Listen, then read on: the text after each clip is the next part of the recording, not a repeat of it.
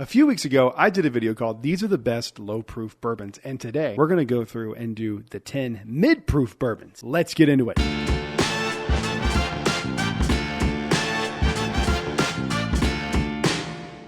Hello everyone, welcome back to Brad's Bourbon Reviews. I'm Brad, and today we are doing a kind of a part 2 to my video that I did a few weeks ago that are the best low-proof bourbons. First video was from 80 proof to 100 proof.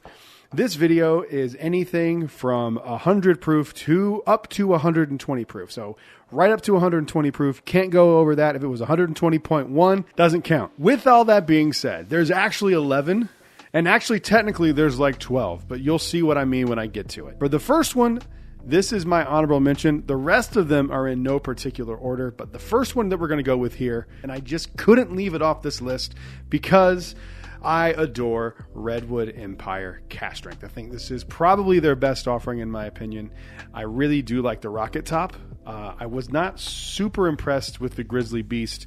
So if I was going to recommend a really good bottle from Redwood Empire, it would be this one right here, the Pipe Dream Cask Strength. I think it's really, really good, and it deserves to be tried. It is fantastic, and it comes in at 116.8 proof. Give this a try if you haven't already, and let's get into the actual list with number 10. Number 10, we're going to start with that real heavy hitter, Old Grandad 114. I love this stuff. This was one of the first bottles that I remember getting recommended from watching, I think it was SLB. I tried it and I didn't love it.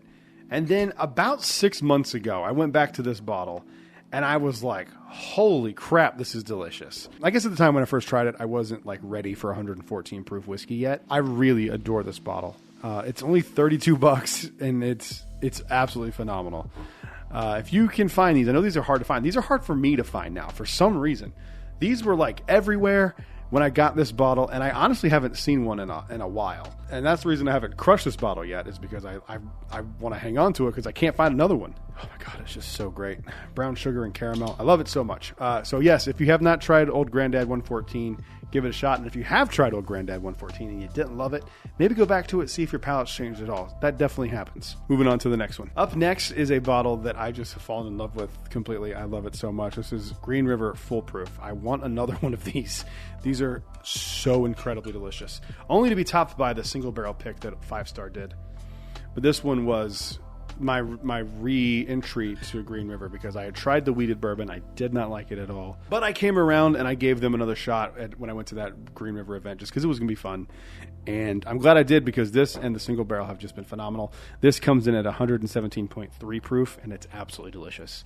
And I think it's only like $45-50, something around that. That's awesome. A good gateway into like going into that higher proof stuff. So if you have ever seen one of these and you didn't grab it, go back and grab it. You're going to love it. Moving on to the next one. I'm going to go ahead and get this one out of the way because this is going to be like a bottle that's really hard to find for a lot of people. I have been lucky that my Walmart liquor store gets these. I get them for $119. And I know for a lot of people, this is going to be a unicorn bottle for them.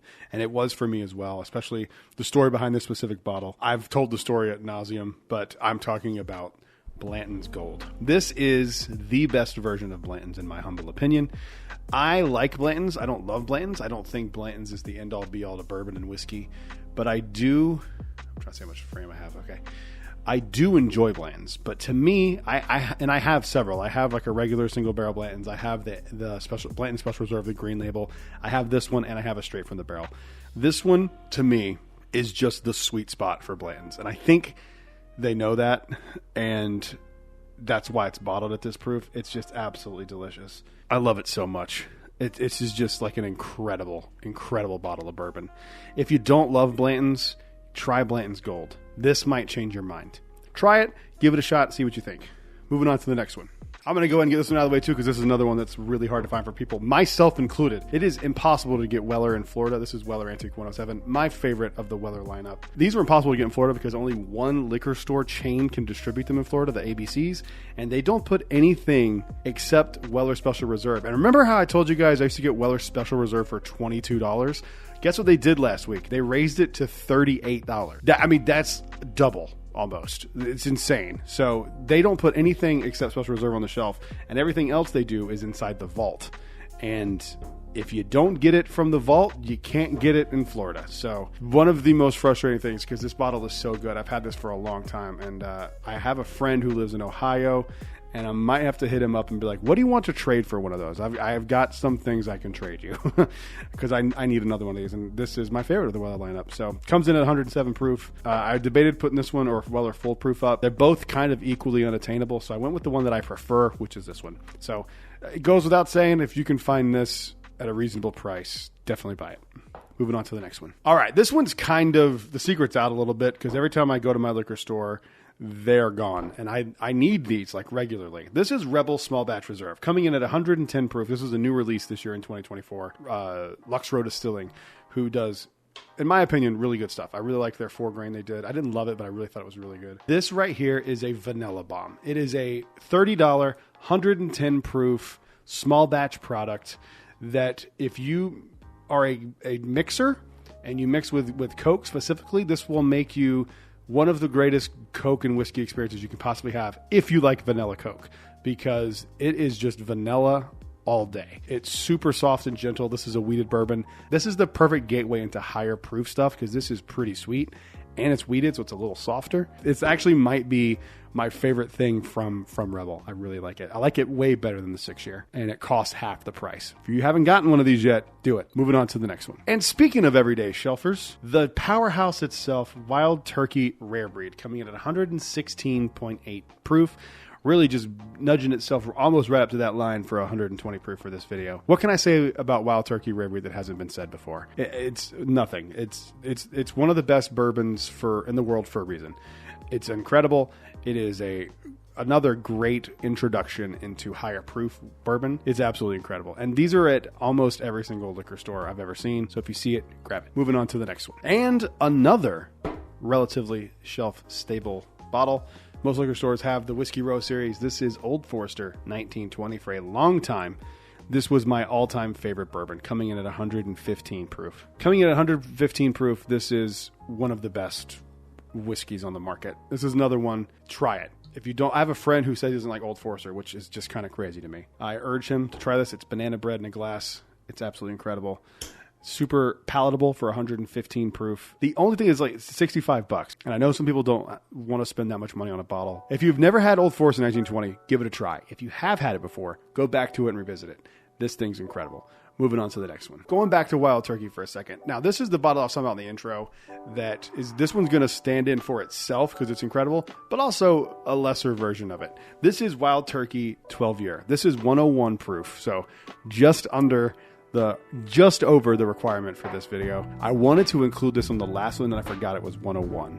This bottle is absolutely incredible. This bottle costs around $200. They sell it at a few places in the U.S., but is primarily a Japanese export. I know it's expensive. You can start. It's starting to go down a little bit in price, but I know the bar Neat in Kentucky sells them. I think it's $200 there. I understand $200 is $200, but I'm telling you, this bottle is worth every penny of that $200. I mean, you really honestly can't do much better. This might be one of the best bottles on this list, and it's the lowest proof on this list.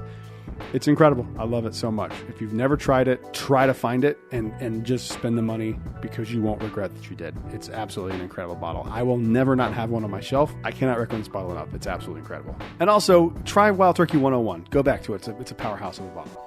It stands in for that one too. Moving on to the next one. Of course, it's not a Brad's Bourbon Reviews video if Jack Daniels doesn't make at least one appearance. 107 proof. This is Jack Daniels 12-year batch 2.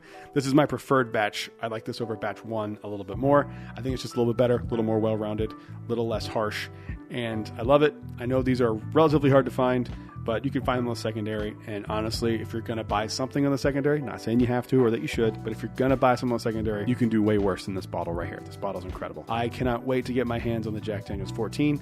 Please come out with it already. Jack Daniels, please send me that bottle to review. There's no one that loves you more than I do. I've loved you from the beginning, and I will always love you.